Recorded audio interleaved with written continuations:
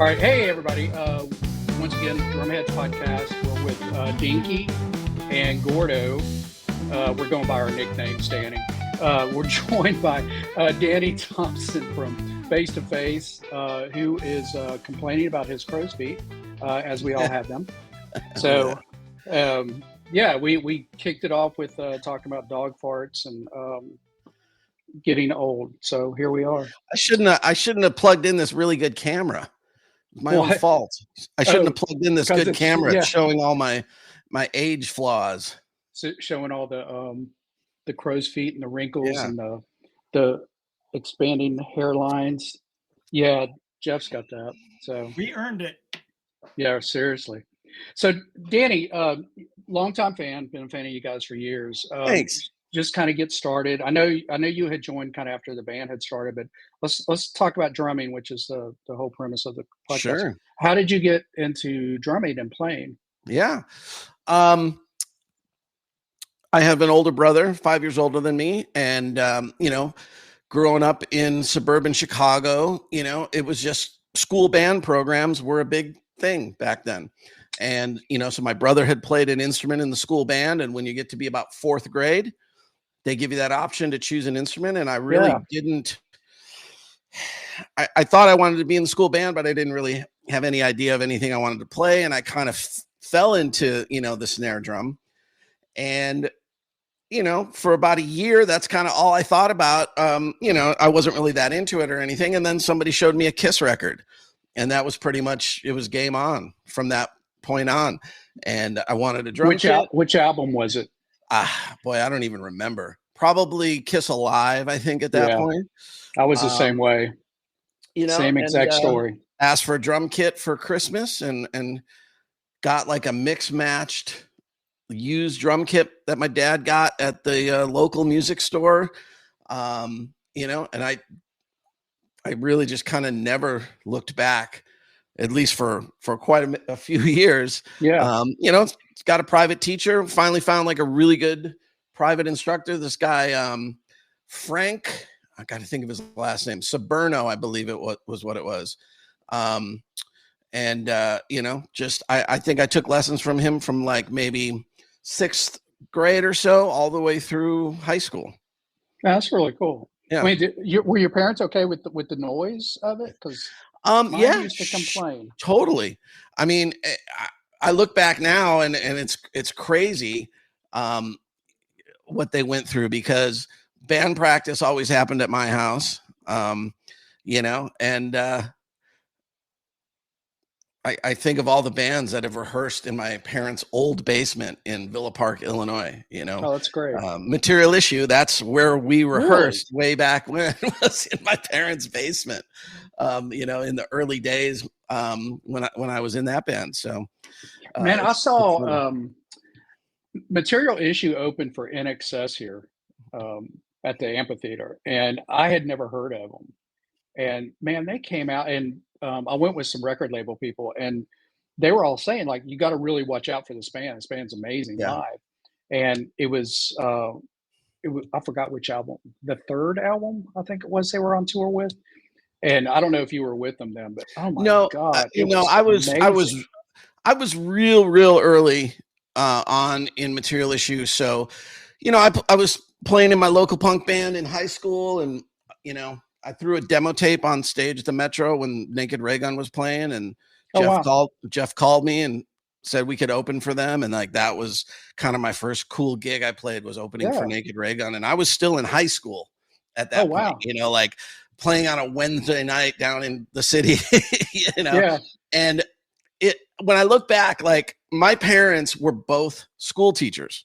My mom was a fifth grade teacher, and my dad was a high school counselor in the next high school over from where I went to school. So, he knew all my teachers. We played each other in football and stuff like that. And my parents would like let me go play a show on a Tuesday night, and get home at 1 or 2 in the morning. It was, just. Did you ever have to do that thing where you were standing outside of the venue and waiting for them to pick you up?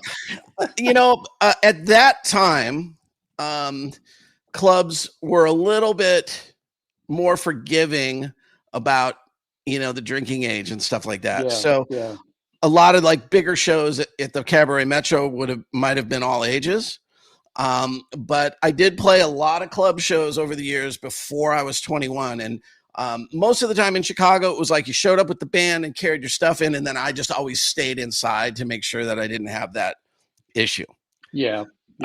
Yeah. But yeah, there was challenges where, I'd play a club and then I wanted to go back the next day to see a band and I would struggle to get in. I started using my older brother's ID for a while. That worked pretty well. Oh, okay. Well, what were you were going to ask something, Jeff? What were you going to say? I just said, did your parents drive you to your gigs early on? Yeah, I mean, anything that I did like prior to getting a driver's license, Yeah. So again, back then, at 15, you like made sure you registered for driver's ed. And like the day you were 16, you were like getting your driver's license and everything. So most of the time they didn't do that. But, again, my parents were just really easygoing about all that stuff, which you wouldn't think they would have been being educators. But they trusted me, and because of that, I think I always tried to like not be a knucklehead, and do anything too stupid. Senior year in high school on spring break, I drove to New York for a week with my band and stayed in like the crappiest apartment down in the Bowery. And I don't think my parents really knew exactly what I was getting into, but they let me do it. My dad gave me some traveler's checks, which turned out to be a nightmare because like nobody in that part of New York would take a traveler's check. Wow. But went out there and played at Maxwell's in Hoboken, and oh wow, it was amazing to we would just take the train everywhere, and like we were the drinking age was only 18. No one carded us. We'd show up at like the Cat Club or wherever and just go, oh, we're a band from Chicago. We're playing tomorrow night, and they just go like, yeah, no worries, come on in. Yeah. And, and then like a week later, I had to go back to school and like raise my hand if I wanted to go use the restroom, And so by that point in my life, I was like really struggling with being in school and like having that kind of, I was like, hey, do you know what I just last 4 days ago, what I was doing, yeah. And then you get in trouble because your project wasn't turned in on time. Yeah. Something like that. Yeah. I mean, and once I got out of high school, I did a lot of practice and stuff in my parents' house, and they were always good with it. My dad said like when he was driving home, like he could hear him like 2 blocks away, like if I was working on music and stuff. Yeah. Were your parents musicians? No, my mom plays piano and sings, so she always sang in like the choir and stuff like that. But her side of the family was pretty musical. My uncle Mark, he is 10 years older than me. So growing up in Chicago, my mom had grown up in a small farm community in Wisconsin. And so we would go there anytime we were off school, and we would work on my grandpa's farm. And my uncle Mark, still lived there, and he was a guitar player in a rock band, and I just thought that was the coolest thing, Were you able to play with him later, like as you got better? We have not ever really played together. He is, retired from his regular job and plays, acoustic guitar and does shows like at little bars along the Mississippi River pretty much every weekend. So yeah, I would love to like, get up there and do a song with him. I've been playing a little bit of guitar and singing, and I'm a better singer than I am guitar player. So I'm working on the guitar playing stuff. So well, what's your timeline to get into face to face? How did all that happen? Yeah, I mean, I did the Material Issue thing. Like I said, that was right out of high school. I was in the band for about a year and a half. So it was all, just small clubs and the early days of the band. And I, like you said, when you saw Material Issue, I always knew Jim was really, really talented. Mm-hmm. He was just a total nightmare to work with. Yeah, and I've heard that. I say that with all due respect to him, after he passed and everything. But, I kind of talked a little bit about that in the Material Issue documentary, and they pretty much cut all of that stuff out. So I had left that band, did some other, work around Chicago. I kind of played in like a Ministry style, industrial band, which that type of stuff was super popular in Chicago, like Wax Right. Trax Records, you know, Yep. so you had, you know, Al from Ministry living in Chicago. So Ministry was there, and the Revolting Cocks and My Life with the Thrill Kill Cult, and Yep. just all that really heavy industrial stuff. And I loved that. And KMFDM. yeah, I credit that band for being, you know, the band that got me to have a good meter and to play with a click track like it's nothing, because I had to play the backing tracks, you know, doing that kind of music. And you know, so I really credit that. And you know, my upbringing in that Chicago music scene is really kind of what got me, in a lot of ways, when I look back, really prepared for things later. Because, you know, early in Material Issue, you know, I got to record drums with Steve Albini. So I learned so much about drum sounds and recording. And, you know, his band Big Black was another punk band in Chicago. So we played with them. My good friend Larry Sturm, who unfortunately has passed away, great engineer, producer, did Ministry, later did a bunch of R. Kelly records and stuff. He's really the guy that like really helped me like learn how to tune drums. But you know, eventually I kind of just fell into just working a job. I worked for Guitar Center for 18 years. I'd been working at a music store, and went to work at Guitar Center because it was near an apartment that I had just moved into. And that's how I ended up in California. I got transferred to California. I ran stores out here. At one point, I was a district vice president for Guitar Center in Southern California. Oh, wow. I oversaw 13 stores, about $300 million in sales, and, you know, 300 or 400 employees. And I did that for 18 years. And so I had completely quit playing music, you know. Really? Wasn't doing it at all. I just kind of had this burnout sort of, I don't know. There was a few issues that left a bad taste in my mouth. And, you know, I remember being at work at Guitar Center when someone called me and told me that Jim had committed suicide. And I don't know. I just was, I had like totally lost the desire or interest really in playing. Mm-hmm. And just somewhere down the road, I kind of started playing again. I thought, you know, I was in California. I was, you know, enjoying my life and everything out here, but I just like, you know, it might be fun to like play in a bar band, you know, just to do some gigs. And that's how I started. I got in a local bar band, you know, all original band, and went to the rehearsal studio. And there was this band that they shared the studio with called Lefty, which was signed to Interscope, and they were just insanely good. Became really good friends with Kenny, the drummer. And I just, you know, played local bands for 5 or 6 years. And what happened was, when Face to Face wanted to get back together to play some shows, Pete had already joined The Offspring. And they actually called my friend Kenny to say, hey, can you fill in for some gigs? And Kenny said, I cannot play fast punk rock, but I know somebody who can. And that's how I got the audition in Face to Face. Do you think that being around, I got to know Al Jorgensen. He used to come to the club I DJ'd at in Houston, and he was really good friends with the owner, Bruce. And Al used to just show up all the time, and Ministry would come play there quite a bit. Yeah. All the Wax Track bands would Sure. I think, because that industrial stuff, as you were saying back in the day, you know, it was in the clubs, you know, went from new wave to techno, you know, industrial, you know, all that sort of stuff. Do you think that playing with the click track and all that stuff kind of got you more, I'll say, quicker, you know, to your reaction times on fills and, you know, whatever else have you? Do you think that helped? Or I think really it just helped solidify, you know, playing to a click track, which just from a recording standpoint, just, you know, was such an advantage for me compared to, you know, unfortunately, a lot of drummers. Now, Face to Face, we don't play with a click live or anything like that. But, you know, the records obviously were on click. And for me, you know, I actually really like it to be able to just, like, I don't really have to think about it at all. It's just on, and I can just play a track, quite often one take, and, you know, be right on enough with the click most of the time that if you didn't want to edit anything, you wouldn't need to.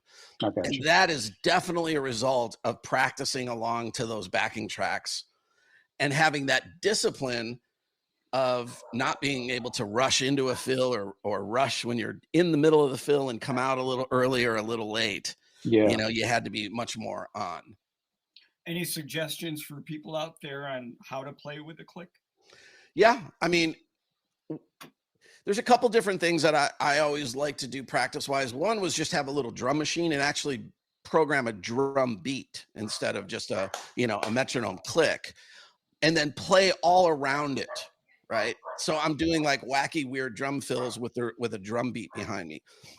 If you want to hear a great example of somebody who does it like a million times better than me, Ilan Rubin, if you look up his Guitar Center drum off performance solo, that's how he starts the whole thing. Is he's got a Linn drum or an MPC, and he builds a whole kind of drum groove, which takes him about 5 minutes. And he hasn't played the kit at all, and he just builds a pattern. Then he plays over the top of it.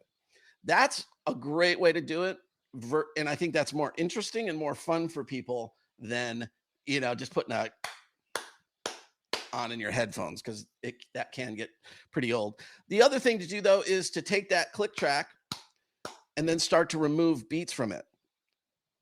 So play along to a click track that is only 1, 2, 3, 4, 1, 2. Yeah. Take the beats out, and then just go eventually to 1, 2, 3, and see if you can play fills and come back in on that one when you've only got a click on the downbeat. Yeah, that makes sense. Jeff, you're the drum instructor here. What would you say about the clicks and what Danny is saying? I spent a lot of years playing in a band that used sequence tracks, and the thing that no one ever told me about playing with a click, and it seems counterintuitive to what a lot of people believe, is that you're constantly making micro adjustments. So you're listening, and if you hear that you're off from the click just a little bit, make that adjustment immediately. And I compare that to driving down a highway where it's a straight road, and if you hold your hands stiff, you're eventually going to veer out of your lane. So don't wait until you're in the next lane to make the adjustment. You're constantly making these micro adjustments while you're driving, and same thing with playing to a click. I think the other thing too to think about is, when you're practicing to a click or a drum machine, is to mentally think about like, okay, I'm going to play a beat right now, and I'm going to be really right on the beat. And now I'm going to play a little behind the beat and work on that feel and that groove. So you can still have great feel and be like, behind the beat a little bit in the pocket and be on click. That's part of the skill. And by all means, some of the greatest songs ever, out there were recorded without a click track. Right. And that's great. And it all depends on the style of music and what you're doing. And so I'm not advocating that you always have to play on a click when you go into the studio or anything like that. However, it's the same thing with drum tuning. I have this argument with people all the time. In the event that you're asked to play to the click, you better be able to do it. And that's kind of how I feel about it. So if Face wants to record a new song tomorrow and say, hey, let's just go all in, everybody in the room, no click track, no problem. Piece of cake. Love to do it. They want to do it, remotely, where I record drums in my garage. Well, then obviously I'm going to play to a click and then send it off to them and things like that. And I think, you want to be able to do both of those things. Right. What about your gear? What has changed from your mix match kit to today? Well, I actually played on the drums, that me and Kenny were building for a while. And then played Yamaha stuff for a period of time. And then I started to work with Q drums, which Ilan Rubin is part of an ownership. I don't know what's happening with Q drums. Jeremy Berman, who was the primary builder, he passed away from cancer. It's probably about 2 years ago now. So I'm not even sure if Q is really still making drums, but I love their stuff. And I would say that overall, in my opinion, Yamaha is the best sounding drums in the world, along with some older Sonar kits that I played on. Yeah. What about cymbals? I'm a Sabian guy. I've been with Sabian forever. That's the only company that I have any kind of like, artist deals with or anything like Yeah. that is Sabian. Yeah. What about heads? I'm a Remo guy. I've used some other brands. I've tried other stuff, but I always go back to Remo. I and somehow I ended up, other than Material Issue, I seem to always end up playing in like a fast, punk style band. I'm really a rock drummer. Mm-hmm. Okay. Like, so I grew up on punk rock, like the Clash, which is really just Right. like, a rock drum beat, and, so I tend to be a little maybe old school in that sense when it comes to like the way I might tune the drums and those kind of things. So, generally speaking, I'm a coded Remo guy for the most part, either like an Emperor X on the snare drum and Ambassador X a lot of times on the tom. So coded Ambassador, the X heads are just a tad thicker, so they hold up a little bit better Yeah. if you're a heavy hitter. It's funny that you mentioned the Clash. I told my wife who we were interviewing today, and she looked up Face to Face, and she's like, "Oh, those guys listen to the Clash." Yeah, I mean, for sure, Scott and I were huge Clash guys back in the day.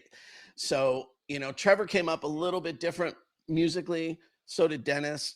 Dennis was really, in a bunch of rock bands. Trevor played in a metal band prior to Face to Face.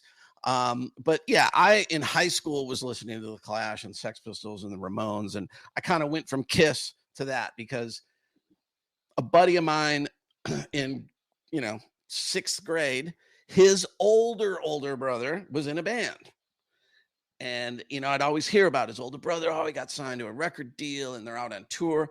So he had older siblings that were like into all the coolest, hippest music. So I went to his house, and he's like, "Here's a Ramones album," and I was like, "Whoa, what is that?" And and Devo and stuff like that. And that's kind of how I got into that stuff. And crazy enough, all those years later in Chicago, when I was playing in like an industrial style band, it was with that guy's brother, his older brother. Really? Yeah. That is great. Yeah. So, well, what about your influences? Like, I'm the same way. I started with, Kiss. Blew my mind, still a big fan of their first couple albums and stuff. But what do you think, aside from the Ramones on your playing, do you still look back at those as influences today, or are you still, I mean, is it everything? Well, here's what was always sort of the challenging thing for me. I loved punk rock in so many ways, but at the same time, I wanted to be a good drummer. And so, I had to find certain bands, right? So Topper in the Clash, Topper was an insanely good drummer. Could play Right. swing and jazz and all kinds of stuff. Wrote Rock the Casbah. It was a struggle for me to listen to like a punk band that the drummer was just terrible. Like that was always a challenge for me. So it's an interesting thing because I love a lot of punk bands and I love the content of it and what it stood for and the overall sound of it. But at the same time, like I would say drumming influences, Stuart Copeland, hands down my favorite drummer of all time. But I probably play more like John Bonham than anything else, or God, I can't. This is not how I know I'm getting old because stuff I know You really can't well. remember. I can't think of the name. What's the guy in Tom Petty who was just so Stan great? Lynch. Stan Lynch. That's really more how I play, right? Like if somebody called me and was like, it's a Tom Petty style thing, we need somebody to come in the studio and lay down the drum tracks, I could crush that like no problem, and I would be in heaven doing it, especially at almost 60 years old, Yeah. So it's like I think I play more like a John Bonham or maybe like Dave Grohl that type of style. I just happen to do it in more of a, you know, faster style. Yeah. 90s style punk band. But what I love in face to face, you know, is, you know, I'm playing with like great players, and right. We want that quality level to be there. Do you still keep up with like drumming as a whole? You know, looking at new people that are coming in, or, you know, maybe new artists that are getting exposure and things like that. To be honest, okay. For many years, yeah, I was obsessed with drumming and all the different drummers and everything. But somewhere along the line, like for me, it was about creating music in a band, you know, being part of that process, writing music, part of the production and the ideas and the package of it, right? I'm not really like a drum geek at all anymore. Mm-hmm. You know, I don't pay any attention for the most part to like who's some hotshot drummer. You know, obviously I know like in our circles when we're out playing, you know, I pay attention and I'm like, that guy's great, you know, and I make my mental notes, and there's certain drummers I want to, you know, I might want to watch and stuff, but I'm not a drum fanatic in that, like you know, and this sounds terrible to say it on a podcast like this, but I don't really have a desire to go out to the garage right now and play drums. Maybe it's an age thing or something. I'm more likely to pick up the guitar and like sing and play guitar right now. Mm-hmm. I will obviously put the time in when, you know, like we haven't played since, you know, the end of November or something. And the first show is, you know, in April. So a couple of weeks out, I'm going to have to go in the garage, you know, yeah, and physically get my stamina, like work on that, because it's face to face is a really hard band to play drums in. And I can tell you for a little more, we can talk more about that if you want, why it's so hard to play in there. But yeah, I'm not a drum geek anymore. You know, like and I don't want to sound like the old guy, because I am pretty like social media savvy, and I run businesses and stuff, and I do marketing for other companies. So, you know, I literally build Instagram ads for other companies and things like that. But I own a music school, which I've had for 20 years. And so I understand there is a change in the perspective of those up and coming players. For example, you know, we maintain about 60 drum students at our school, which is pretty good. Wow. And when we were doing bands, if I had 50 kids playing drums, it was like twisting arms to get one or two of them to want to do it in a band. It's not why they do it anymore. It's totally different. Whereas all of us, we were like, I want to be in Kiss or whatever band you loved. Like you envisioned yourself playing music in one of those types of bands. Yep. That's not what a lot of the kids, I mean, some of course want to be in a band, but it's a different thing. What do you think they do it for then? Their own personal engagement, their own enjoyment. They maybe just want to do it online and just be a performer that way. I am not a fan of like the TikTok drummer world. I get why people like it. I only like it, like, to me, unless that guy can, again, it's a totally different thing. That is a different thing to just be able to do crazy stuff online. Like, I could probably do a lot of those things I see if I was willing to go in the garage for 10 hours and practice it. I don't have any desire to do that because it has nothing to do with playing music, right? I want to play music, right? And most of those online drummers, almost none of them actually play music ever. And when they do, most of them suck horribly. Now, again, I can't remember kids' names, but the kid who was like, he's a young guy, great jazz drummer, but then he started playing with suicidal tendencies. What's his name? Wackerman? No. Not from a big name. I can't think of the kid's name. If you look him up, though, he's playing in suicidal, but he like kind of got his he kind of came up as one of those internet drummers, but primarily playing jazz. Great player. Okay. So then I give Grayson Neckrip. Yeah. Neckrip. Some crazy name, right? Yeah. Well, I give him huge props for being out there playing shows to 1,000 people you know, or less sometimes in Suicidal and crushing it, you know, like he's doing it. But most of that internet world, like they never really play music. So it's just not interesting to me. So I don't pay attention to, I'm just not like a drum geek at all anymore. You know, it's just not, you know, what fuels me for the most part. Yeah. Yeah. I mean, I've always felt like the audience is half of the show. Yeah, it's for sure. Now, thing. I mean, obviously, when we record a song or we are getting ready to play shows, I am like a bastard about like, I really want to be prepared, and I get angry with myself if I feel like I had a bad show or anything like that.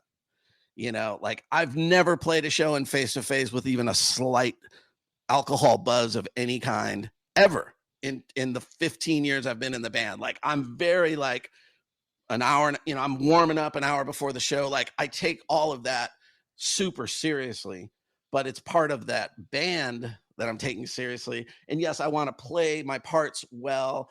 And yes, there's times where I'm like, oh, can I get creative and throw this thing in? Or if we're recording something new, I put a ton of effort into the creation of like, what should I play or what do I think I want to play on this track? But I'm just not going to go out in the garage, see some crazy, ridiculous drum fill or something online, and then spend a bunch of time trying to do it. Like, right. Yeah, there's that guy from Argentina. You've probably seen it. Yeah. One hand, I can't remember his name right offhand. Blows my mind some of the stuff he can do. But I would really, I mean, I think he plays in a band. I'm not sure, but I would really like to see him perform with a band where you have to keep a steady beat. You know, yeah, I mean, maybe he can do it. All these crazy chops. Maybe he's got some feel. I mean, I've never seen him play anything that had any remote feel whatsoever. Yeah. So it, like I say, it's a different thing. He's phenomenal at what he does. Right. You know, I'm just pretty sure, like I don't know. I don't know the guy. My guess is that a lot of those drummers would struggle. You know, they're not going to be like the studio cat that they used to have in LA that was like Russ Kunkel playing on every 70s hit. That guy's not going to be that guy ever, most likely. Yeah. Maybe, you know, who knows? Maybe I could be surprised, but you know, and it's a wonderful thing that you can make a career and make money playing an instrument without being in a band or ever touring. It's a totally cool thing. It's just really different, you know? And so it's not something that would excite me in that way, but you know, everybody's different. Me and my partner from the music school have a guitar YouTube channel that we're starting to make a bunch of money from. So it's really cool that that's something that we can do now that we didn't used to do. But from a drumming standpoint, I don't like follow drummers on Instagram or anything like that to watch that stuff. It just doesn't interest me. Yeah, the guys that I follow on social media, most of them are guys that play in bands, and I follow them because they're in that band, not because of the drum geek side of me. I don't. Yeah. I'm like you, you know, and you know, I don't play any longer, but you know, I've got a bass. I started playing during the pandemic and kind of flipped over to that side of things. But you know, I do enjoy watching some of my favorite bands play. Sure. Yeah.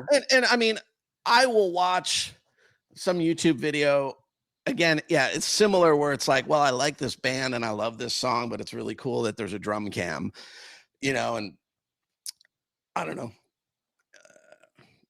I'm trying to think of a good example. I don't know. I came across a Chicago video the other night, you know, with Wilfredo Reyes Jr. playing. And I'm like, oh my God, this guy, it's so good. It's not super fancy or any of that, you know, it's not internet drumming, right? It's just insane making music drumming. Yeah. You know? Right. And so I will watch that and be like, wow, look at that, you know? And, you know, I don't know, watching anything that's like, the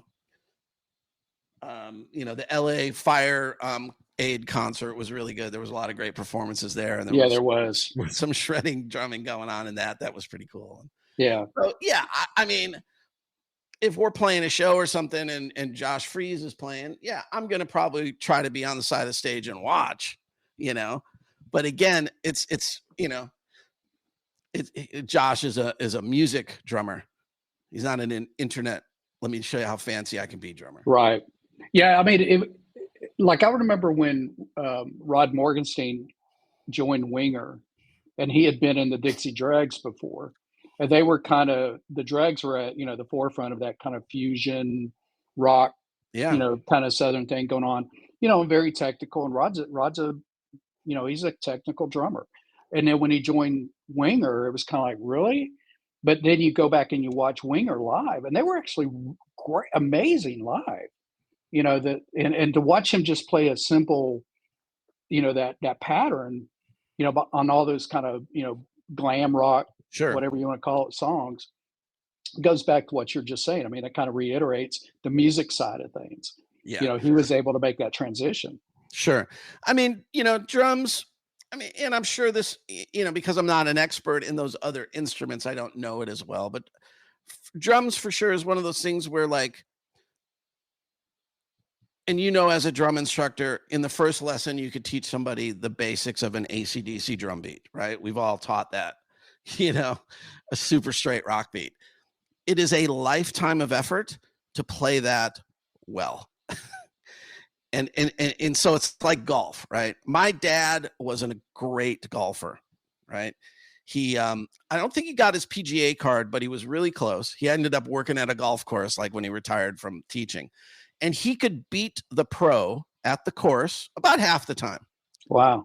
Okay. So he's better than like, 98, 99% of guys, like, and he was like in his 60s and stuff and like playing with guys in their 30s and he's out driving them. And my dad's like a little guy or, was a little guy to go.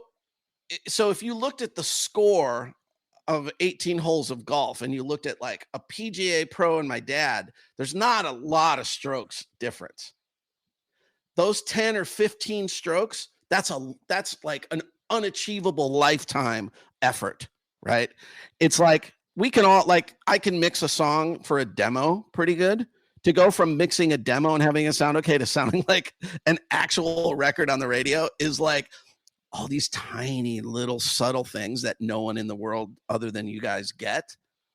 And it's a lifetime to try to get to that level. Right. Playing an AC/DC drum beat or Tom Petty song at that level, it seems boring. And that's why a lot of people, drum students and stuff, they're like, let me learn Rush or whatever. And it's like, yeah, I know you could sort of play the part, like we had a million kids like this at my school. Yeah, you're kind of playing the part, but you can't seem to play a Ford core rhythm the way that a professional would play it, Yeah.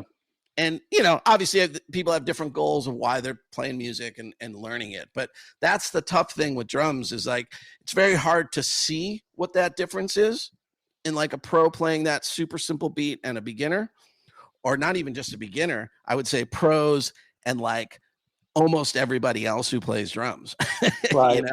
like I can't really say, oh, you need to do this little thing different to make that difference. It's just, that lifetime effort of playing along to music. So Sure. For me, I would say the other thing is that I started playing in bands really young.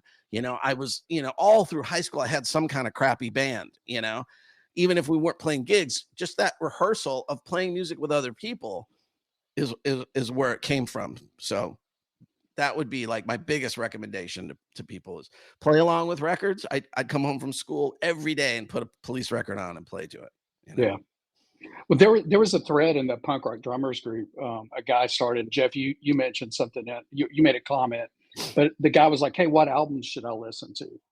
And, everybody was recommended all these punk albums. And my comment was, you got to walk before you can run, and to listen to everything, because you can learn something from anything you listen to as a drummer.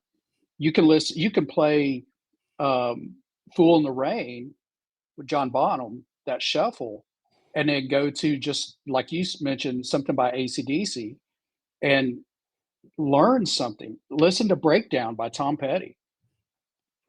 That beat is so simplistic, but to play it is a To write it. whole different It's level. really, Yeah, to write it is the thing, yeah, like, It's slick.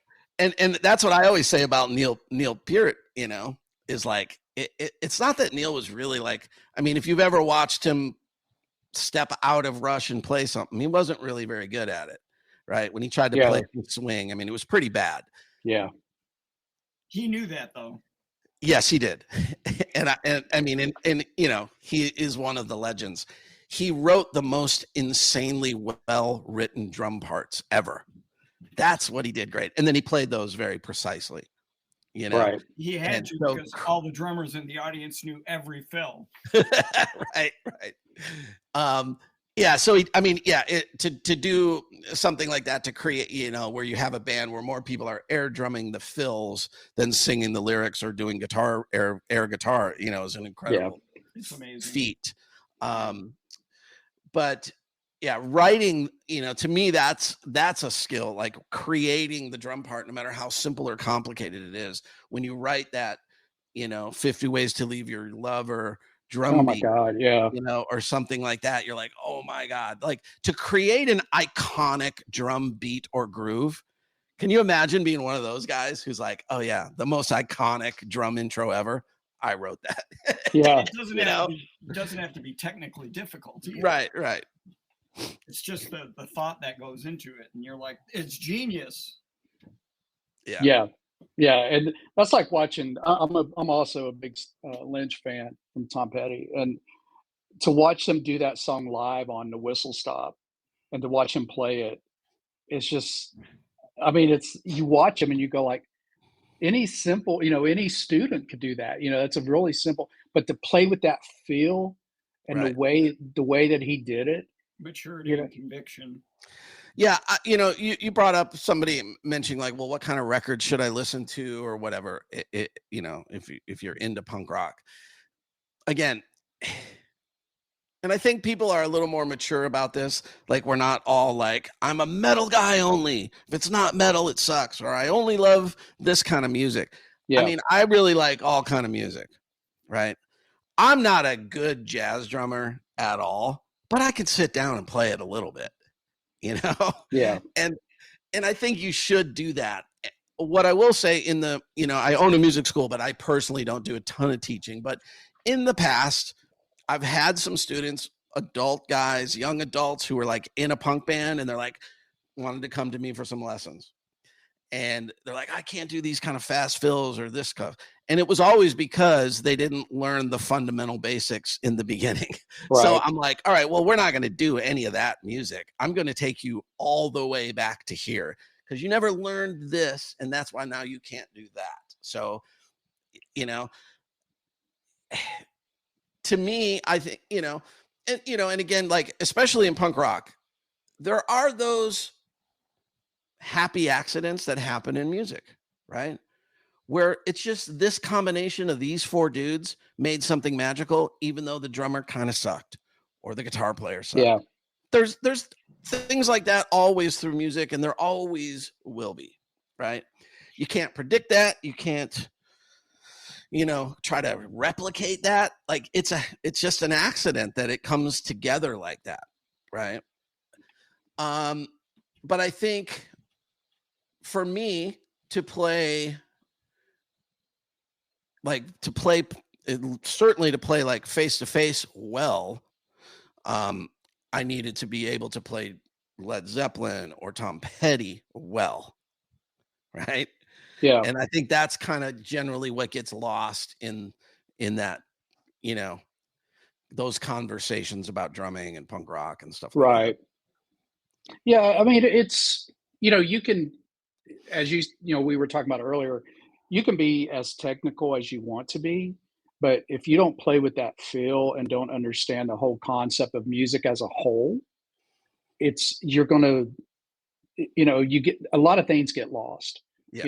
and to kind of put a close on that, you understand that everybody, that Jeff understands that as an instructor. You understand that, Danny, as with your time playing.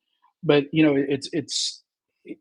I never really thought about it until you said that earlier about the influencer style drumming, where you got kids that are coming up or guys who want to just play on camera and play their 3 minutes and then they're done, until they get ready for their next video that they're going to put out, and you want to think that there's somewhere that, where that influence can be kind of brought back, that love of music. What do you think something like that would look like if you were to? Do you think Jeez. you think social media? Because I'm involved in social media. You're involved. We both do marketing. Do you think that it's to the detriment of the art of drumming? Oh, Or I do don't you know think about it can that. be I think it's reclaimed? just, I think it's just changing. I think, Evolution. there's always these cycles, and it could always just cycle in a different direction, and all of a sudden everyone's like, okay, we're just going to take 4 instruments and go out on stage and make music. And there's tons of music being made like that. Sure. There's tons of up and coming just indie rock bands and whatever that we just don't hear about them, right? Right. God, what is the band? I can't. Again, my old guy memory. It's like 2 brothers. I think they're from Long Island or something. Not the Lemonheads. That's a little bit. Lemon Drops, maybe something like that. They sound like a combination of the Beatles and the Beach Boys, and that's who their influences were. They're like, our dad played us the Beatles and the Beach Boys, and it's 4 dudes, and you watch, and you're like, oh my God, that sounds like the Beatles. And so to me, when I discover something like that, I'm like excited, Yeah. But again, just I love all different kinds of music. I mean, and there's great drummers in like the punk bands that we, tour with. I have there's those guys that I'm like, this guy's a great drummer. Dave Ron's a great drummer. I also know that Dave Ron can go and play Tom Petty or a metal band because I've seen him do it all. He's like a rock drummer. Yeah. The guy in I should have wrote down some names and stuff because I'm just so bad with all my names, and I'm terrible in my own band. I don't remember the song titles, right? I'm like, oh, the song that goes like this, but there is a bunch of great drummers out there in, a lot of the peer group bands that we would play with. Yeah. I just know from talking to those drummers and getting to know them that they're a lot of them are like really wide on their music of what they listen to and what they play, and so that would be my biggest recommendation to anyone. I've played on a hip hop song in the studio before and it was amazing. Like if you're not doing like, I like to do all those kind of things, Yeah. Yeah. I played on a car dealership commercial one time. Yeah, that was interesting. Okay, so you've told me that you had a podcast. Let's talk about I've that a little done bit. multiple podcasts over the years. I started podcasting years and years and years ago. So right now I do a podcast called the Highway 62 podcast. So I moved about 4 years ago. So I've lived in Southern California. I came out here in the early 90s with my job, was here about 5 years, got transferred around the country a little bit, lived in Baltimore, DC area. Came back to California probably in like 97 or something like that. And I've been here ever since. But I spent most of my time down here in Orange County. But about 3 or 4 years ago, I moved out to Joshua Tree area. Okay. Bought a house out there. And Highway 62, Route 62 is the road you take from the 10 freeway up to Yucca Valley, Joshua Tree, and then 29 Palms where I live. And I had produced a podcast years ago called I Heart Costa Mesa, right? Costa Mesa is where my music school is. And I helped these 2 women produce a podcast. And it was basically just highlighting everything cool about that town. Mm-hmm. And we actually won an LA Press Award for podcasts. Oh, so cool. I am an award-winning podcast producer, even though really all I did is record it for them and mix it. But so I took that idea and said, I could do that out here in Joshua Tree. So all I do is talk to people that like either own a cool business are an artist, musician, have a great story, right? Oh, that's cool. Yeah. And so one of my upcoming interviews is with Rich Good, who owns a store in 29 Palms called Very Very. That is, you should look it up. It's insane. Rich Good just also happens to be the guitar player in the Psychedelic Furs, you know? Oh, really? So, yeah. And so what I learned when I moved out there, I didn't know this on my way out there, was how many musicians and filmmakers and artists live there. So John Sortland, the drummer from Cigar, lives about a block from me in 29 Palms. Oh, wow. You know? Yeah. And yeah. So yeah, I've met Rich from Psychedelic Furs, Josh Hame lives out there. There's a couple of insane recording studios in Joshua Tree. And there's a bunch of filmmakers and artists. And a lot of their stories are awesome, right? I'm sure. Yeah. So I will interview anyone that just, has a small business that I think is really cool, because there's a bunch of cool, like, little boutique stores out there that'll blow your mind. There are the food scene actually happening in 29 Palms is great. Yeah. I can't imagine. Just that kind of thing. Cool little boutique hotel owners, stuff like that. So I interviewed the woman that owns the Harmony Motel on Highway 62. So the Harmony Motel is where U2 stayed when they hung out in Joshua Tree and got inspired. Oh, wow. Okay. Right. So she's got a picture. There's a picture of them standing there underneath that hotel sign. So I just find those kind of stories to be really cool. So I just, have been doing that kind of thing. And then I actually have a course. I need to record some stuff today for it. I'm doing a little course about how to do a podcast, showing people just all the ins and outs of it, and having it kind of also relate to, like, how to do a podcast if you're a small business owner, right? As a way of marketing your business. Sure. So I've met, like, all these great people through, I love the medium of podcasting. I think it's super cool. And I've had some crazy stories. Like, when I was first getting into listening to podcasts, and I was trying to learn more about marketing for my music school. I came from, at Guitar Center, I learned all about business, hiring, HR, P&L statements, just all the number side of it. But the one thing you don't learn working for somebody else is marketing and advertising, unless you're in that world. So I had to learn about marketing. So I was listening to all these, like, internet marketing podcasts and stuff like that. Listen to this guy called Small Business, Big Marketing out of Australia. Got to know the guy a few years later. We're playing in Australia. Get to go have a beer with him, That's cool. And I love that connection. And I told this story when I got interviewed on a podcast. There's a guy, James Schramko, who is a big, like, internet marketing podcast guy. He's huge. Another Australian guy. I was on tour in Europe with Face to Face, and this was before you could, like, get a phone plan for a reasonable price overseas.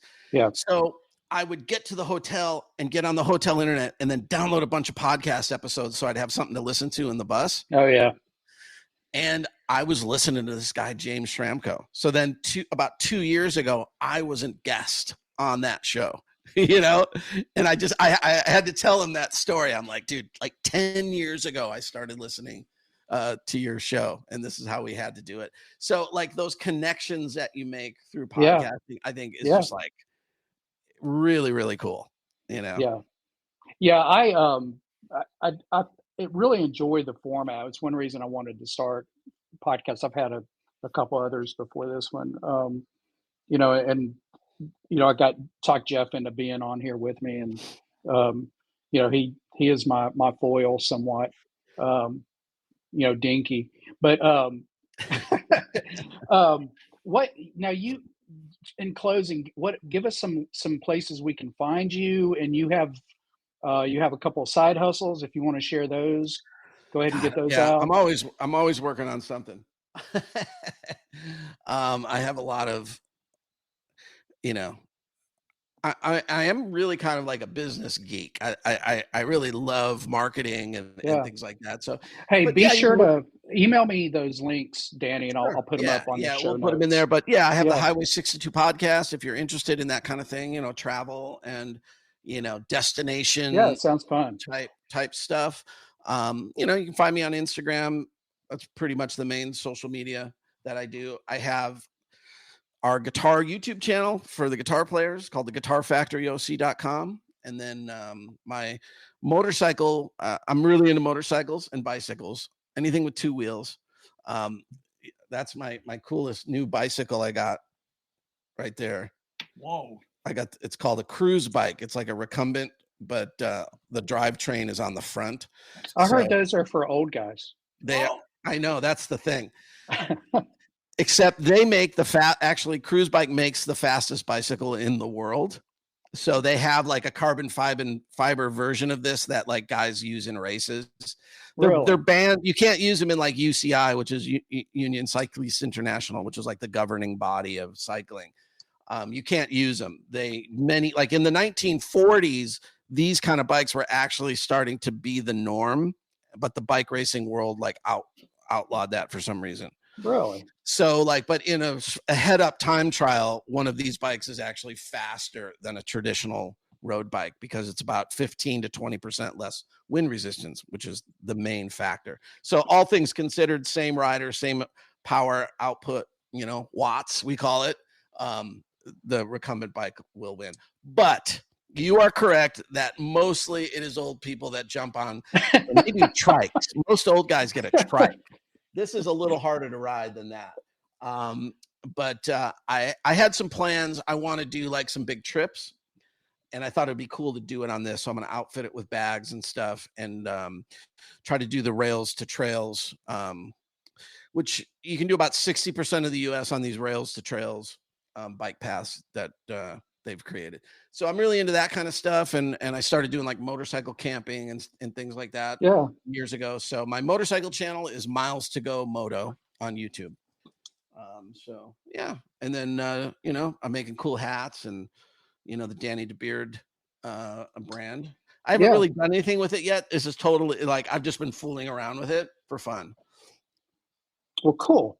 Well, we'll put all those links up. And so just to remind you what you do during the day in case you forget. But that was an old joke in case y'all no comment. Yeah. Sorry, Danny. We'll put the links up on the show and on the show notes. And, we'll get you back on after you guys got some dates with Face to Face. We don't have a ton this year. We were really busy last year. Like that's the busiest we've been in a long time. Yeah. So our first festival will be April. I think that's like a Punk in the Park festival, one of Cameron festivals. So we'll do. Yeah, it's Punk in the Park. Yeah, we're doing like a handful of those again throughout the year. So it looks on the calendar. It looks like late summer is when we get busy.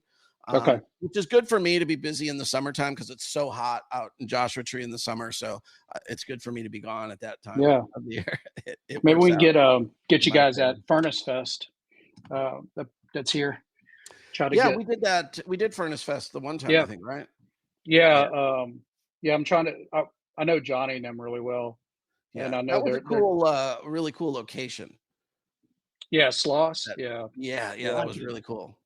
Yeah, it's they do a lot of stuff there. Johnny and them that own Furnace Fest, they opened a venue here called Workplay, and they're trying to book a lot of bands, in the genre, punk and metal genre and some other stuff. They've kind of reignited the music scene here, the live music scene.